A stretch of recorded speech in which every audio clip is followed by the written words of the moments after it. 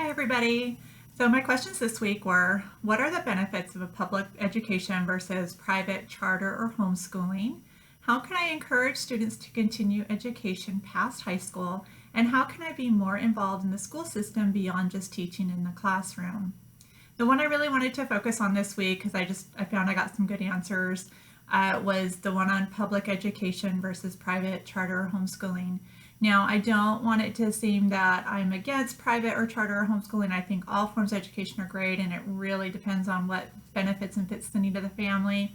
I personally like going into public education, and I'll kind of explain it here. But Mary Anton, in one of our readings, talked about being able to come to America and have education.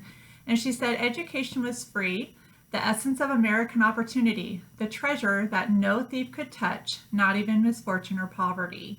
And I loved that she talked about having education, and that's something that could not be taken away from her. So in our readings, Thomas Jefferson, with regard to society rising up in tyranny, he said, the most effectual means of preventing this would be to illuminate, as far as practicable, the minds of the people at large, and more especially to give them knowledge of those facts. And then Horace Mann said, without undervaluing any other human agency, it may be safely affirmed that the common school may become the most effective and benignant of all the forces of civilization. So I love that these two put such a great emphasis on public education, that they really wanted it and encouraged it to happen within society, and mostly so it could educate everyone, have that equal opportunity for others. The other thing Horace Mann said that really touched me in a personal way was, he said, in teaching the blind and the deaf and dumb, in kindling the latent spark of intelligence that lurks in an idiot's mind, and in the more holy work of reforming abandoned and outcast children, education has proved what it can do. Now, he used some terminology that we wouldn't use today. However, teaching those kinds of children is near and dear to my heart, as I worked in special education for several years. With the permission of the student's mom, I posted, this is a picture of one of my students that I absolutely loved.